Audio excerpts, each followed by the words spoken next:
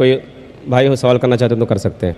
I believe finally I got the time to ask the question. Okay, this is related to the topic you taught today, that is Islamic concept of God, or means you concluded with that. My question is, you used Surah chapter 112, and you said that it is the acid test for any religion or any concept which has to go through it. Now, in this Surah chapter 112, in verse 1, it says, Kulu Allahu Ahad. Now, as I was doing research on this word Ahad, it doesn't mean only one. It means one of. Because the same word was used in different verses in the Quran to say one of, not only one. For example, in Surah chapter 2, verse 136, it says, any one of Ahadin. Surah chapter 2, verse 285, it says, any one of Ahadin, any one of his messengers, any one of was translated from the Arabic word Ahadin. Yeah, my question is that it is a deliberate mistranslation. And second question is, Brother, one question at a time because time is limited. Please may I know your name? Peter. Peter भाई ने माशाल्लाह अच्छा सवाल पूछा है और मुझे खुशी है कि आप कुरान पढ़ रहे हैं। मुझे कोई गिला शिकवा नहीं, भले आप कुरान में गलतियां निकालने के लिए पढ़िए, मैं बहुत खुश हूँ। आप कुरान पढ़ेंगे तो ही पता लगेगा कुरान कितनी पाक किताब है।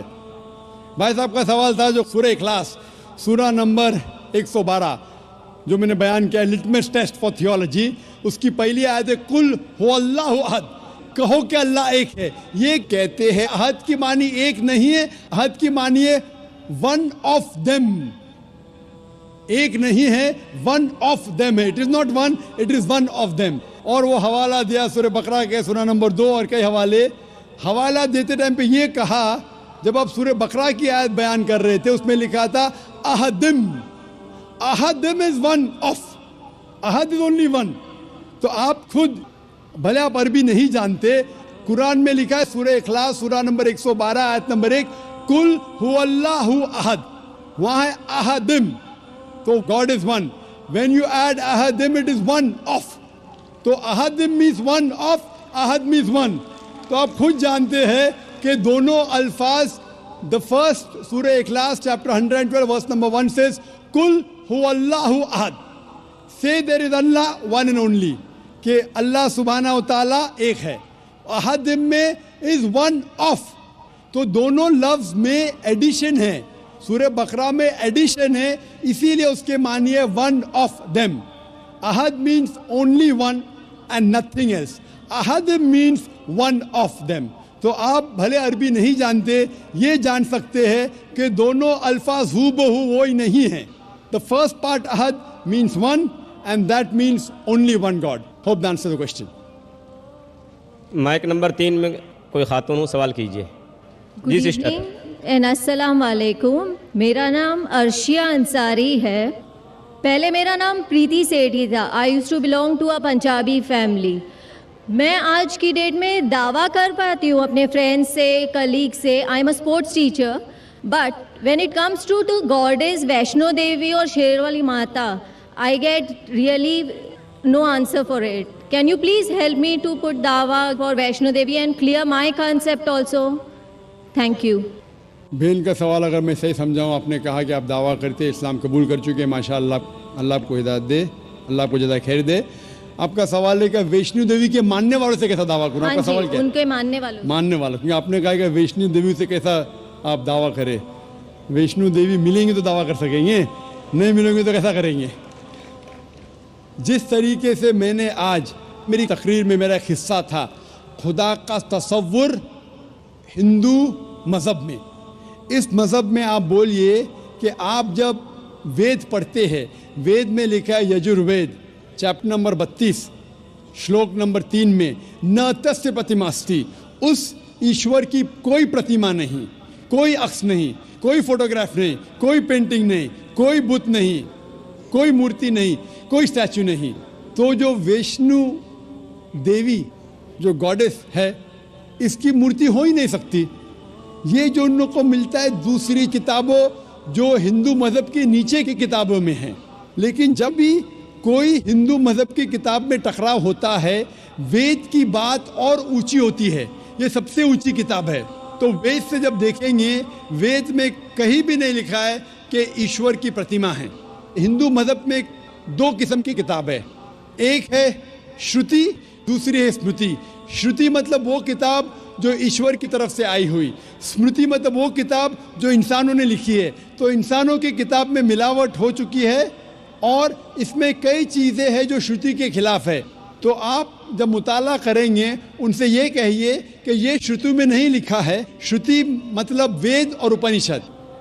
जब आप हवाला देंगे जिस तरीके से मैं तकरीर में दिया हूँ, उस तरीके से इंशाअल्लाह आप अपने दोस्तों को ये दावत दे सकेंगे कि ईश्वर की कोई प्रतिमा नहीं, कोई अक्ष नहीं, कोई मूर्ति नहीं, कोई बुत नहीं।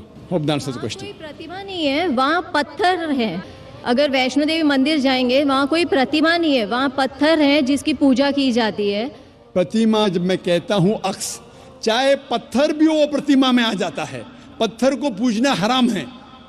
जिस तरीके से मैंने कहा यजुर्वेद में चैप्टर नंबर 40 मंत्र नंबर 9 में, अंधात्म भविष्यन्ति या सम्मुति मुपास्ते, अंधकार में वो लोग जा रहे हैं जो लोग कुदरती चीज़ों की इबादत करते, चाहे वो हवा हो, आग हो, पानी हो, और वो लोग और घोर अंधकार में जा रहे हैं जो बनाई हुई चीज़ें, चाहे टेबल हो, चेयर हो, मूर्ति हो या पत्थर को तराशते हैं, ये सब की इबादत करना यजुर्वेद अध्याय नंबर 40 मंत्र नंबर 9 के हिसाब से हराम है। तो पत्थर की पूजा करना भी हराम है। इस्लाम मज़हब में हराम है, हिंदू मज़हब में भी हराम है। चाहे आप उसको तराशो या मत तराशो, इबादत सिर्फ करना चाहिए खुदा की, और उस खुदा का कोई अक्स नहीं, और आप उस खुदा को देख नहीं सकते इस दुनिया में। अपनी आँखों से उस खुदा को देख ही नहीं सकते। लिखा है बाइबल में, कुरान में भी, हिंदू स्क्रिप्चर में, अगर आप खुदा की बराबरी कोई भी चीज़ से कर सके इस दुनिया में, चाहे वो आसमान की चीज़ हो या इस धरती की चीज़ हो, तो वो खुदा हो ही नहीं सकता। Hope the answer the question. Mike number 1 से अगर कोई भाई हो सवाल करना चाहते हैं तो कर सकते हैं।